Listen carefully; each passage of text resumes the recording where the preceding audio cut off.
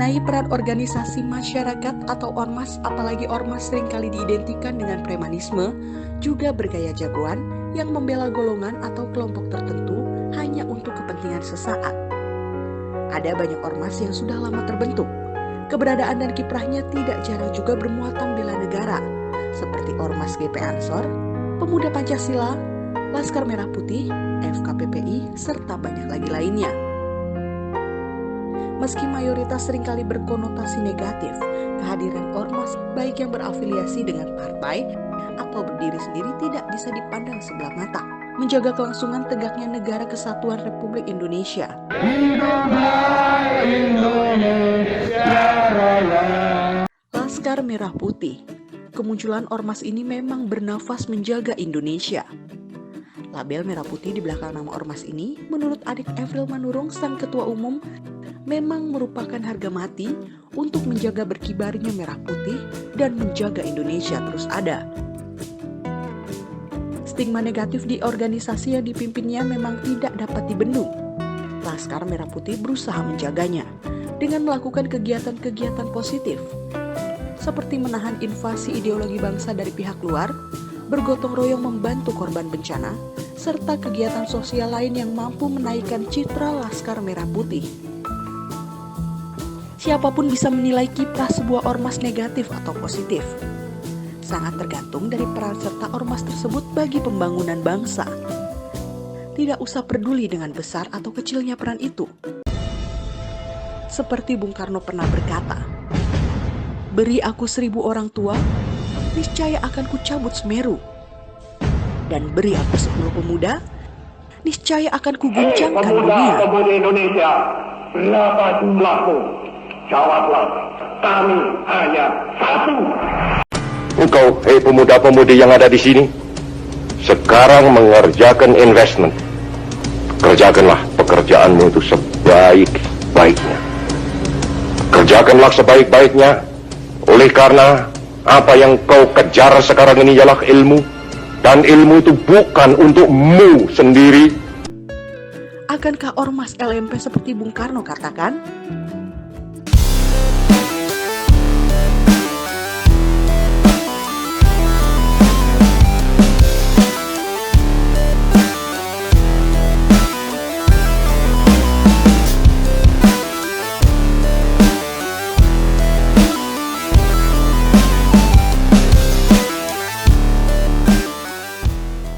Membela negara Indonesia yang luas dengan berbagai macam provinsi dan kepulauan bukan perkara mudah untuk mempertahankan keberadaannya dari masa ke masa.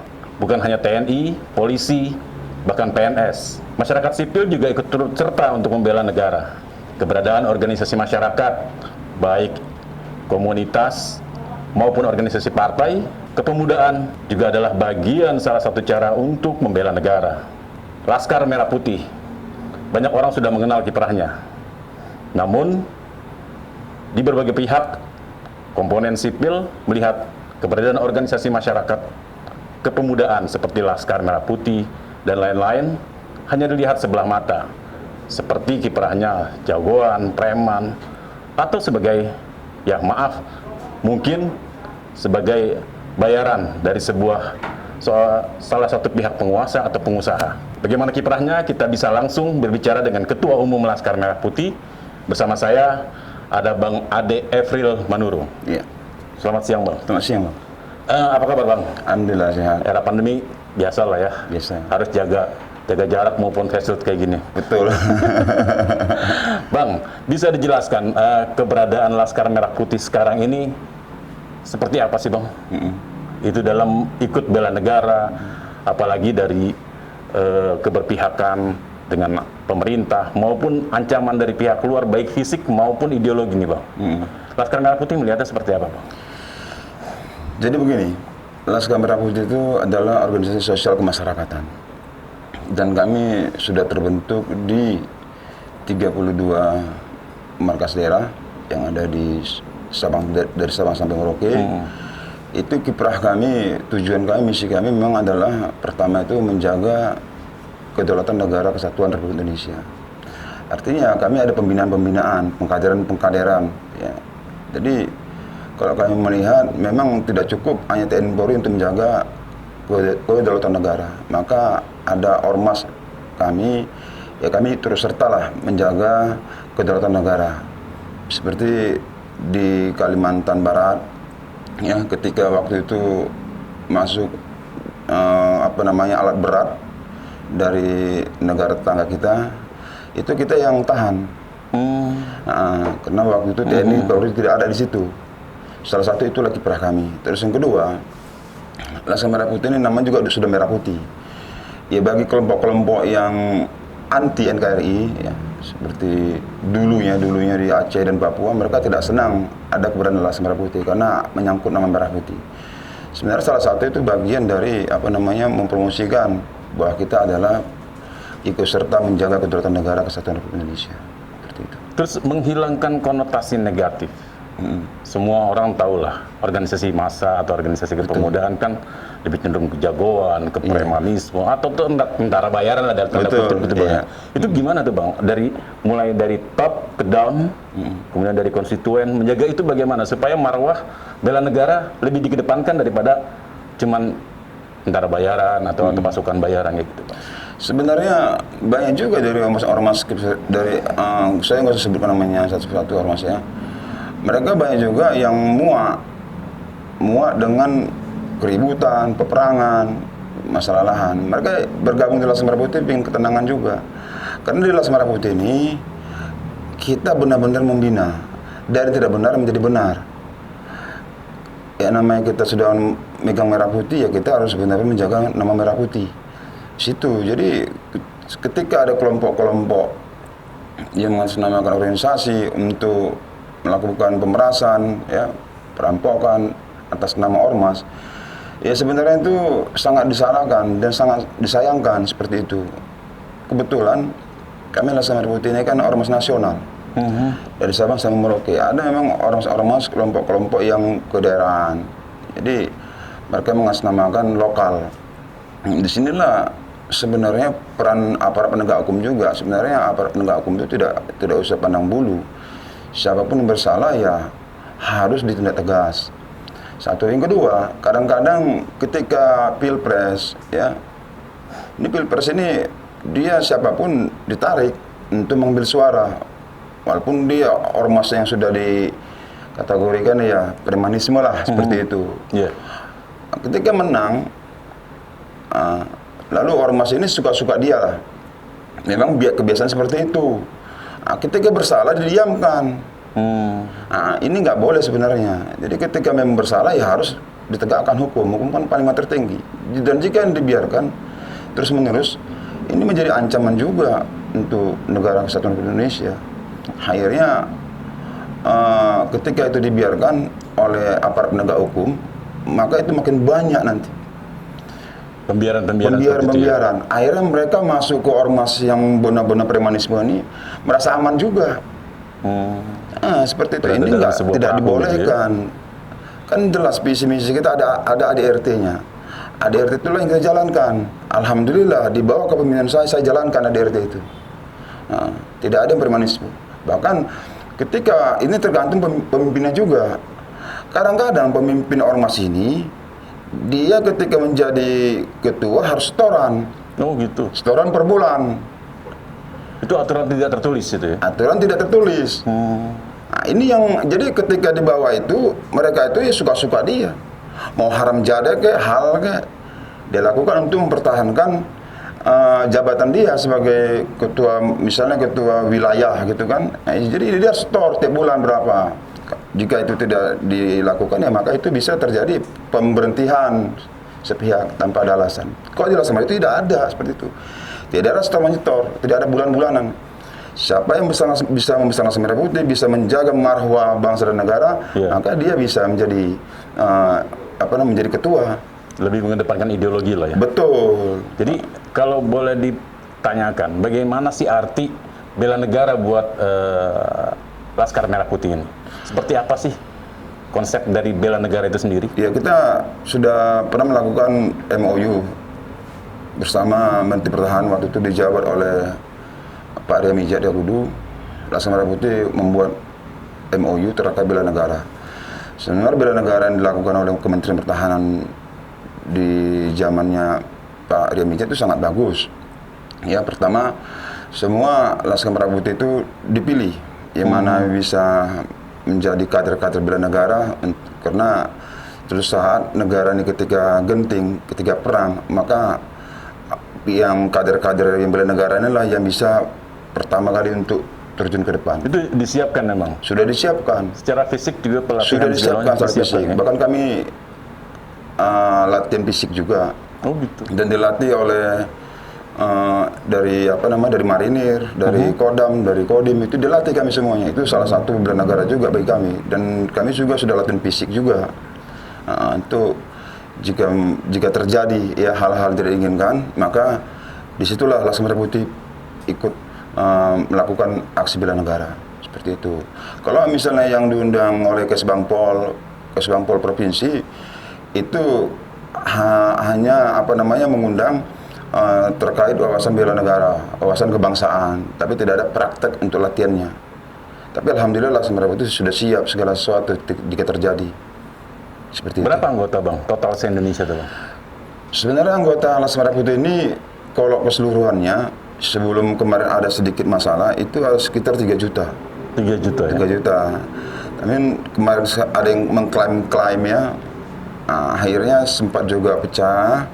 Tapi akhirnya ada beberapa provinsi yang kembali kepada kita. Kembali ke perahu yang lama? Iya, karena merasa salah dan minta maaf, maka ya kita maafkan. Tapi ada seperti fakta integritas. Konsolidasi lagi? Iya, konsolidasi kembali. Seperti itu. Dan kemarin juga saya dari Palembang, dari Sumatera Selatan, terus ke Lampung dan ke Banten. Dan saya juga berbicara itu masalah bela negara. Ke depan seperti apa. Kita perkuat persatuan dan kesatuan kita untuk ke depan bahwa Laskar Merah Putih ini akan menjadi aset negara dalam rangka untuk membela dan mempertahankan negara kesatuan Republik Indonesia. Iya, Bang, era keterbukaan informasi seperti sekarang, era di mana digitalisasi, handphone udah seperti teman paling dekat, semua informasi masuk. Notabene bisa merusak pemahaman anak-anak muda nih Bang. Anak-anak muda era milenial, merusak ideologi dia, merusak pengertian Indonesia itu harus ada sampai beribu-ribu tahun ke depan. Ini peran Laskar Merah Putih ada nggak di situ Bang? Sebenarnya ada, peran masing-masing wilayah ada ya. Dalam pemahaman ideologi kita jelas, kita sebagai organisasi massa tidak menganut ideologi lain selain ideologi negara Pancasila, dan tidak mempunyai tujuan lain selain masyarakat yang sejahtera. Itu pemahaman kami. Jadi kalau di daerah-daerah ada gerakan-gerakan yang anti Pancasila ya seperti itu, ya kami akan menindak tegas. Seperti itu. Seperti contohnya yang dilakukan di Sulawesi Selatan. Nah, ketika ada salah satu masyarakat ya, warga memakai baju yang bernuansa Palu Arit, itu langsung kita giring ke pihak penegak hukum agar diproses. Seperti itu. Dan mereka kadang-kadang tidak paham, hanya memakai, tapi itu kan sangat dilarang oleh undang-undang. Dan itu bisa mengganggu ideologi negara ya. Dan Laskar Merah Putih sudah komit ya untuk anti Pancasila. Ya, maksudnya kita anti dengan ideologi lain selain Pancasila. Kita sudah anti. Kita ideologi kita hanya Pancasila aja. Harga mati lah ya. Harga mati. Bagi kami seperti itu. Jadi kawan-kawan di bawah juga ya seperti aliran-aliran keras. Kita hanya memberitahukan seperti itu aja, bahwa kita tidak bisa merubah Pancasila. Nggak bisa, itu sudah harga mati. Jika ada masyarakat atau komunitas lain atau gerak-gerak lain yang akan merubah Pancasila, maka akan berlawanan dengan Laskar Merah Putih. Seperti itu. Dan bahayanya di medsos ini kan sangat berbahaya, provokator ini. Ya. Kadang-kadang ini dibiarkan juga. Harusnya ketika ada provokator itu, ketika masyarakat melaporkan kepada pihak penegak hukum, itu cepat ditindak tegas. Jangan dibiarkan. Jika ini dibiarkan, ya ini terus nanti berkembang biak. Di sinilah bisa hancurnya negara kita. Nah, ketika sudah hancur ya untuk menyatukan kembali itu kan agak susah dan sangat susah. Jadi harus penegak hukum itu harus tegas. Ketika ada provokator-provokator di medsos itu ya itu harus cepat ditanganin, jangan dibiarkan. Di situ salah satu bahaya gerakan-gerakan yang akan memisahkan diri dari NKRI. Iya. Seperti itu. Ya, kiprahnya Laskar Merah Putih tercatatlah dalam sejarah Indonesia gitu ya, atau barangkali di Laskar Merah Putih sendiri pernah melakukan kiprah yang luar biasa dalam menjaga marwah Indonesia atau bela negara itu tadi, seperti penyelamatan atau pengembaliannya Manohara, kemudian Yurki Guterres gitu, zaman Pak Edi Hartawan ya Pak ya. Betul. Gitu. Jadi memang terlihat, tapi yang menjaga terus itu kan memang terus pemuda dan Laskar ini akan ideologinya ditanamkan terus atau bagaimana dalam konsep teori dan segala macam? Iya, jadi setiap kita acara kita selalu ada yel-yel. Oke. Seperti? Misalnya Laskar Merah Putih, NKRI, harga mati. Itu harus. Merdeka itu harus. Jadi kata-kata NKRI harga mati itu nggak bisa lagi dirubah, itu sudah mindset, itu doktrin. Nah, itu doktrin yang menjadi terus menerus dari generasi ke generasi itu tetap NKRI itu harga mati. Itu tidak berubah. Tidak melihat golongan, ras dan tidak melihat golongan. Kita semua elemen anak bangsa menyatu di Laskar Merah Putih dan tidak menuju partai apapun. Di Laskar Merah Putih semua partai juga ada. Sepertinya di Laskar Merah Putih semua golongan ada, semua etnis ada, semua suku ada, dan semua agama pun juga ada di Laskar Merah Putih. Kita tidak pernah membeda-bedakan etnis, agama, suku atau golongan seperti itu. Tapi dalam kaitannya pemerintah yang sah lebih berpihak kepada pemerintah yang sah. Oh iya, kita jelas mendukung pemerintah yang sah yang secara konstitusi sudah terpilih, kita akan dukung. Tapi tetap kita kritisi ketika pemerintah salah, ya kita kritisi. Seperti misalnya demo-demo yang anarkis, kita juga tidak terima ya, ada demo-demo yang anarkis seperti itu. Saya rasa itu ada nuansa politik juga ya. Terus kita juga menyayangkan adanya oknum aparat penegak hukum yang terlalu terlalu berlebihan untuk melakukan tindakan-tindakan kepada para pendemo. Ya kalau kami berharap ya pemerintah khususnya pemerintahan sekarang ini dan legislatif itu lebih berpihak kepada rakyat kecil daripada berpihak kepada konglomerat hitam seperti itu. Konglomerat hitam maksudnya konglomerat yang tidak berpihak kepada rakyat. Oh iya, yang sering menindas rakyat. Dan kami juga bagian ormas yang selalu membela rakyat kecil, ya, rakyat yang tertindas, itu bagian dari tugas-tugas kami. Meskipun pada akhirnya kami juga tidak diterima oleh kalangan mereka, tapi mereka tahu bahwa Laskar Merah Putih misinya membela kaum yang tertindas. Bagi kami membela kaum yang tertindas adalah membela negara sama dengan jihad di jalan Allah, seperti itu.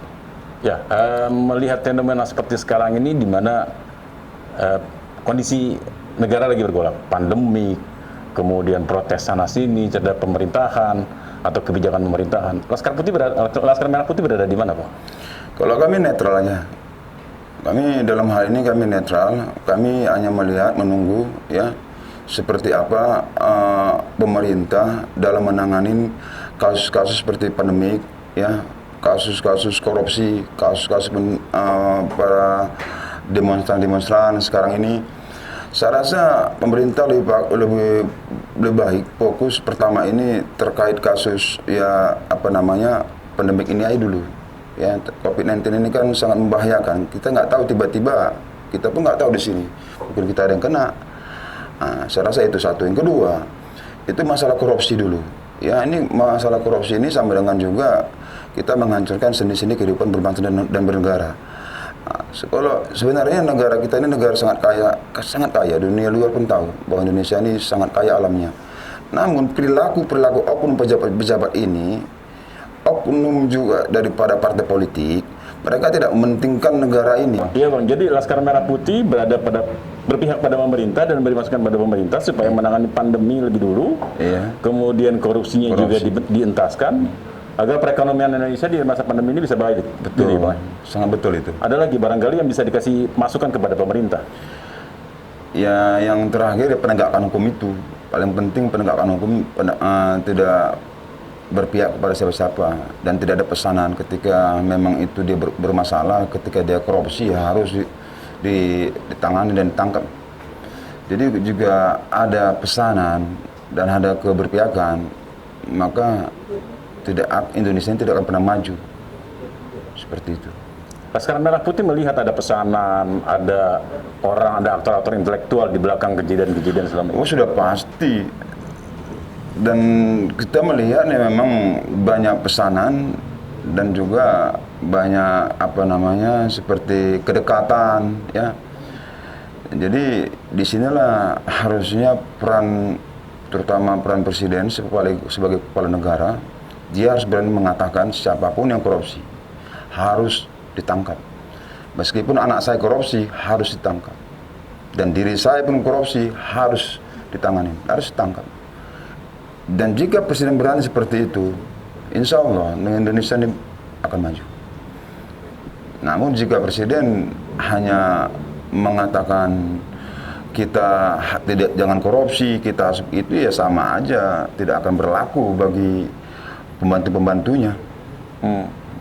Bang, kemarin kan Kepolisian Republik Indonesia ingin menggunakan ormas-ormas sebagai media untuk mensosialisasikan kedisiplinan prokes, protokol kesehatan. Salah satunya kalau nggak salah Laskar Merah Putih sempat ditawarkan untuk itu. Iya. Iya, untuk membantu sosialisasi polisi, mendisiplinkan itu. Betul. Kalau aparat kepolisian saat ini sangat bagus ya. Mulai dari zaman saya lihat sejak pemerintahan Jokowi, jadi Kepolisian Republik Indonesia mungkin perintah dari Kapolri ya sampai ke bawah. Sekarang ini mereka ini mengadakan pendekatan-pendekatan kepada ormas-ormas, terutama juga di Laskar Merah Putih. Mereka juga mengadakan pendekatan-pendekatan ya, bukan hanya masalah pandemik aja, tapi semua yang berbau isu-isu yang akan menggerak isu sara atau isu-isu yang memisahkan diri, itu aparat penegak hukum seperti kepolisian dan TNI itu dia pendekatan ke ormas-ormas. Dan ini sangat bagus. Kami sebagai Ormas Laskar Merah Putih juga memberikan apresiasi yang sangat tinggi kepada pihak kepolisian yang mau melakukan pendekatan-pendekatan kepada ormas-ormas. Untuk ya semua, bukan hanya masalah COVID-19 aja, tapi semua isu-isu lah yang membahayakan negara itu, terutama aparat kepolisian dan TNI mereka turun.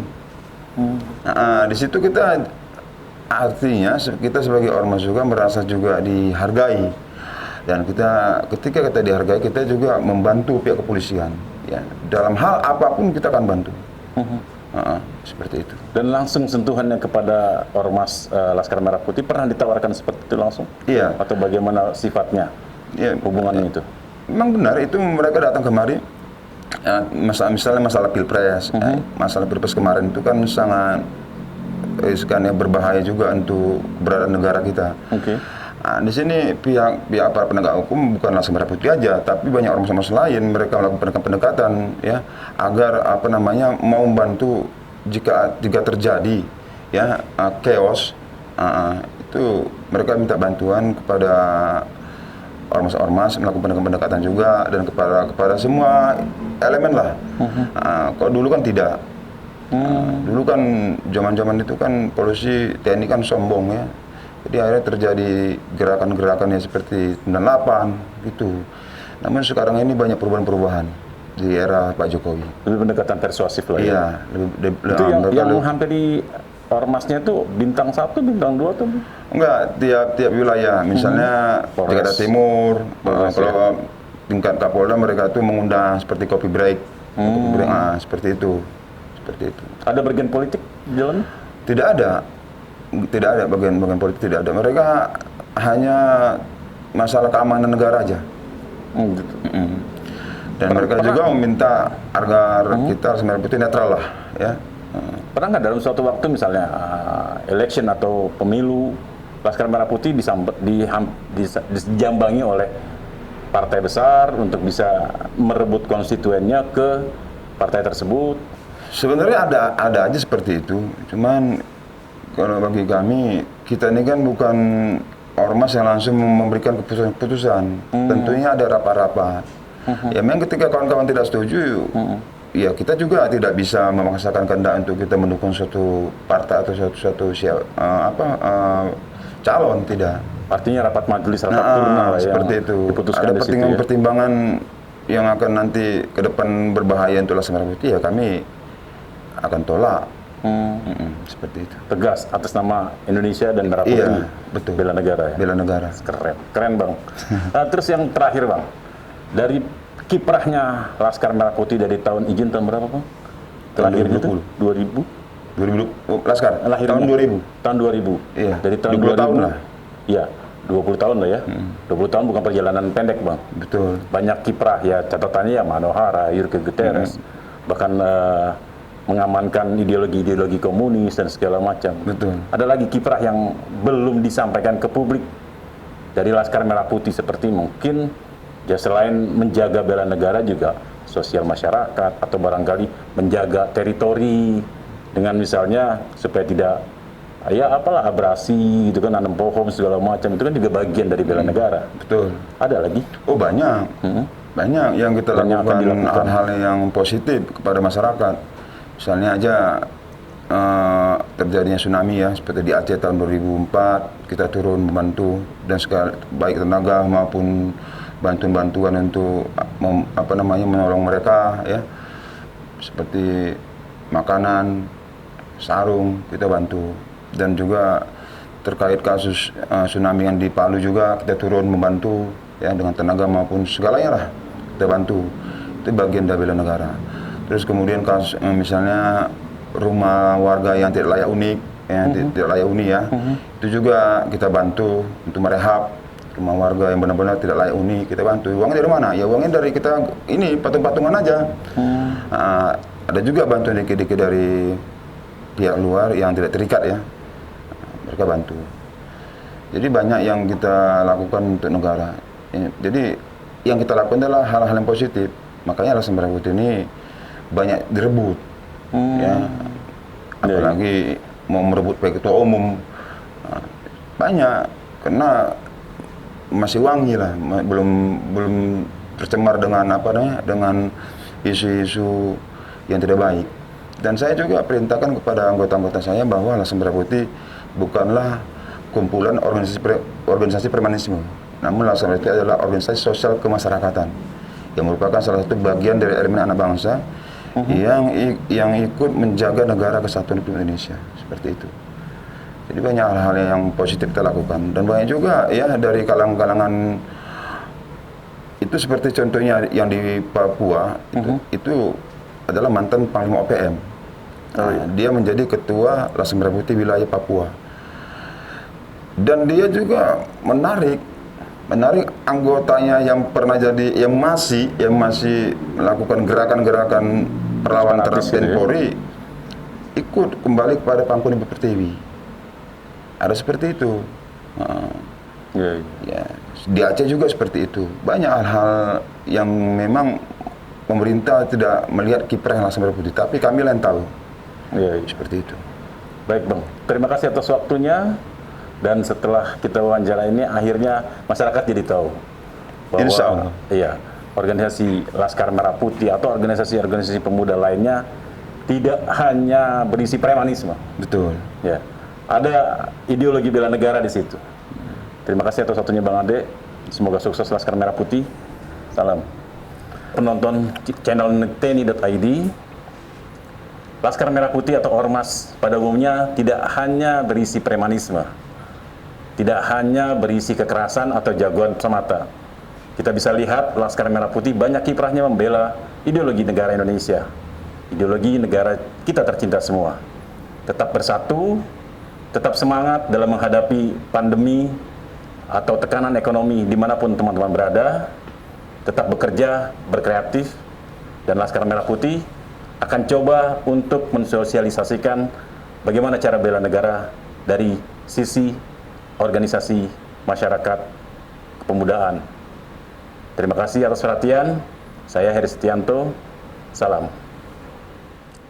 Thank you, Bang.